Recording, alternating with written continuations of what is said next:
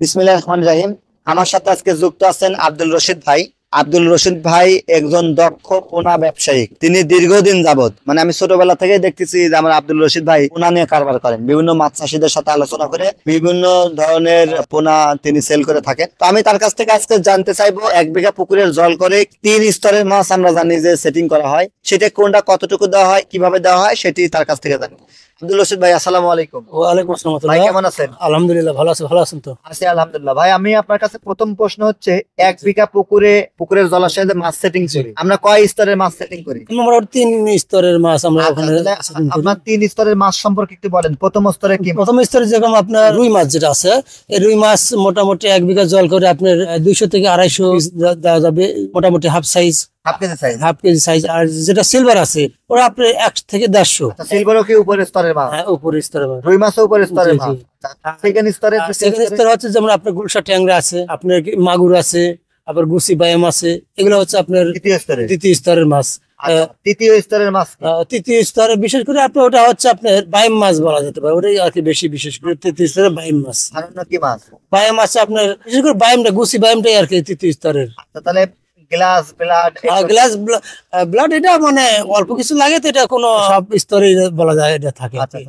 নিচের স্তরের জন্য স্পেশালি আপনি কি মাছ বলতেন? এটা আপনার গুসি বাইম, এটাই সবচেয়ে বেস্ট। গুসি বাইম কি ভালো? হ্যাঁ, বর্তমানে মোটামুটি অনেকে দিচ্ছেন। মোটামুটি বাংলা মাছের মধ্যে যদি কেউ দিতে চায়, তাহলে নিচের স্তরের জন্য কি মাছ দিবে? আপনার সাথে বাংলা মাছের মধ্যে যদি বাইমটা দিলে ভালো হয়।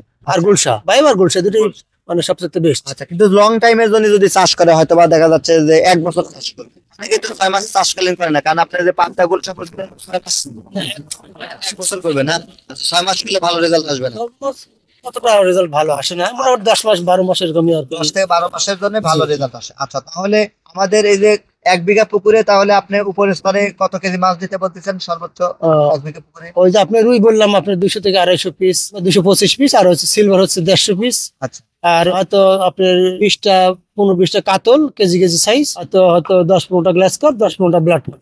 আর আপনার দ্বিতীয় স্তরে ট্যাংরা যেগুলো, এটা মোটামুটি বিঘাতে আপনার 10 কেজি, হয়তো 1000 লাইনের ওটা আপনার 1000 লাইন, 1000 লাইনের 10 কেজি দিতে পারবে।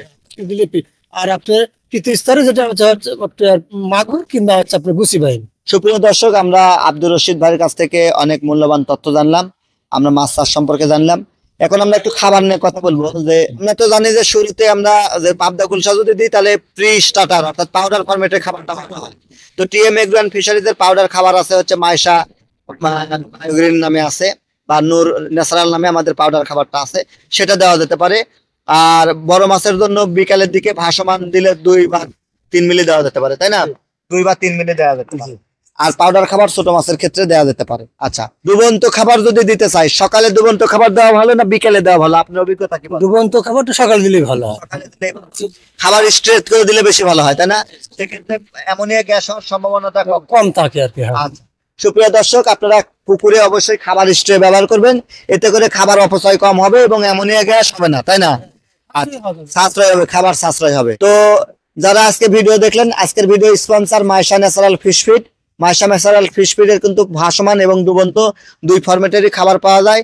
আব্দুল রশিদ ভাইকে অসংখ্য ধন্যবাদ। এবং আপনারা চাইলে ওনার সাথে কথা বলে আপনার মাছের পোনা সারা দেশে তো আপনি দিয়ে। জি, আমি গুলশা ট্যাংরা, পাবদা, মাগুর, গুসি বাইম, মনোসিস তেলাপিয়া, ভিয়েতনাম, বিভিন্ন পোনা আমি সারা দেশে দিয়ে থাকেন।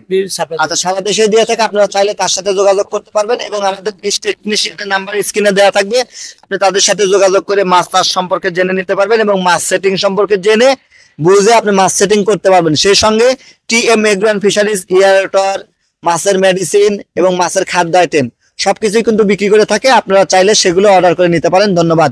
টিএম এগ্রো ফিশারিজের সাথেই থাকবেন। আল্লাহ হাফেজ।